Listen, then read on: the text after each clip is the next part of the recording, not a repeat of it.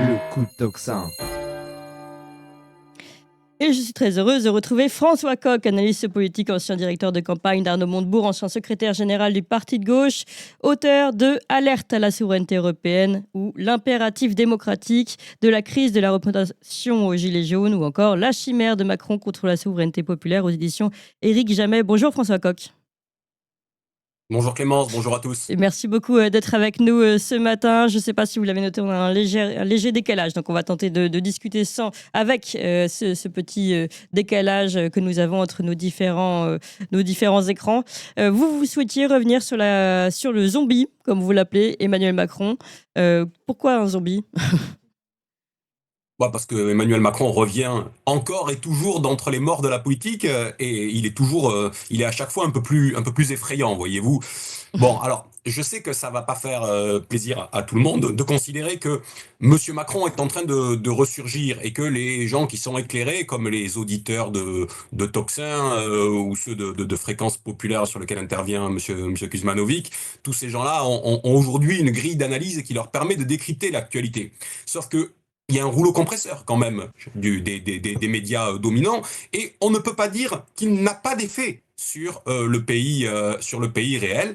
Et je sais bien que les enquêtes d'opinion sont demandées, commandées à dessein et qu'elles traduisent en grande partie ce que les commanditaires veulent leur faire dire. Mais enfin, il faut bien prendre acte que, par exemple, hier, une enquête Ipsos pour la Tribune dimanche, dont on voit bien donc le fil directeur, pourquoi elle a été commandée, nous annonce que M. Macron augmente de 5 points dans l'opinion, les avis d'opinion favorables, et repasse à 27%, alors qu'il était quasiment à son plus bas historique.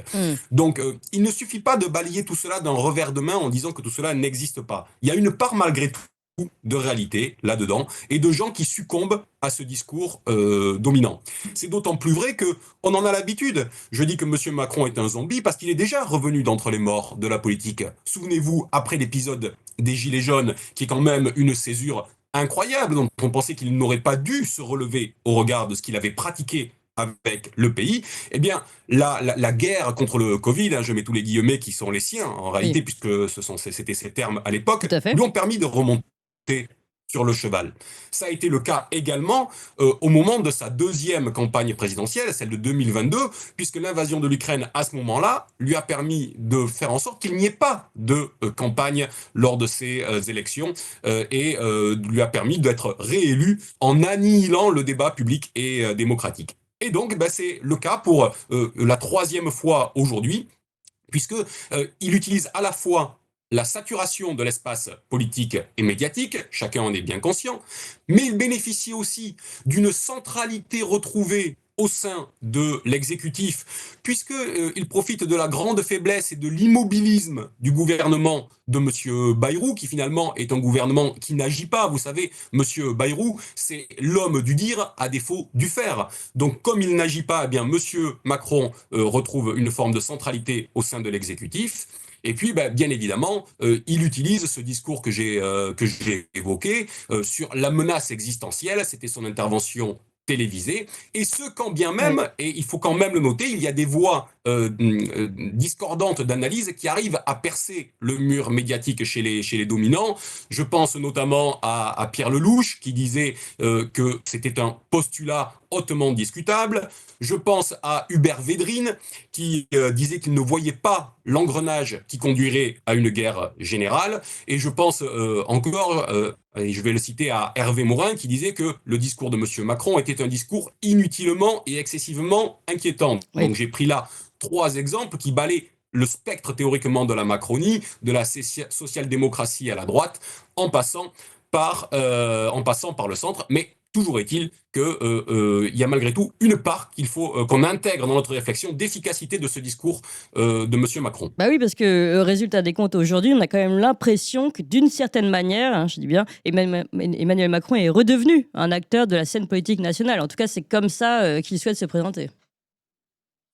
Il est en partie redevenu un acteur. C'est pas pour autant qu'il a les atouts maîtres dans son jeu. Mais avant de regarder ça, je crois qu'il faut qu'on tire les leçons de la séquence qui lui a permis de revenir justement et de se réinstaller dans le débat public. Et il me semble qu'il y a une règle générale en politique qui est qu'il ne faut pas laisser passer les opportunités d'abattre politiquement les adversaires lorsque l'occasion se présente. Si je dis ça, c'est que M. Macron aurait pu être bloqué au lendemain de la dissolution, quand 3 mois sont passés sans qu'il soit capable de nommer un Premier ministre et de lancer Oui. un gouvernement. Et à cette époque, il y a des erreurs qui ont été faites. Par exemple, il y a ceux qui ne voulaient pas voir le problème structurel de la démocratie minoritaire. Il y a ceux qui se sont lancés dans le mot d'ordre de destitution, alors même que c'était déjà le mot d'ordre de démission qui aurait dû être employé. Puis il y a eu une deuxième fenêtre de tir au moment de la motion de censure. Et là encore, la question de la démission aurait dû être posée parce que de fait, il n'y avait pas d'alternative. Et puis cette question de la censure a à nouveau été posée lorsque le gouvernement Bayrou a été nommé et que le Premier ministre a fait son discours de politique générale sans vote, mais qu'une motion de censure a donc été déposée, mais à laquelle tous ne se sont pas ralliés. Il y avait une autre et enfin et dernière opportunité qui s'est présentée il y a quelques semaines à peine, lors du vote du budget, et certains ont fait le choix de ne pas censurer. Il y a donc eu différentes opportunités de faire tomber Monsieur Macron directement, ou les gouvernements de Monsieur Macron, mais ce qui aurait entraîné la chute pour le président de la République lui-même. Et d'une certaine manière, dans la dernière séquence, laisser aller Bayrou, c'était permettre à Macron de revenir une fois de plus d'entre les morts. Oui, surtout que quand même François Bayrou, c'était le maillon faible. Et oui, François Bayrou, c'était le maillon faible, et on le savait depuis le départ. Il avait un déficit de légitimité extrême dès sa nomination. Aucun Premier ministre n'avait eu une cote de confiance aussi faible dès le départ, et aucun ne pouvait s'appuyer sur une base aussi restreinte, tant dans le pays qu'au niveau parlementaire. Et d'ailleurs, ça se traduit aujourd'hui, puisque je vous ai évoqué l'enquête Ipsos d'hier.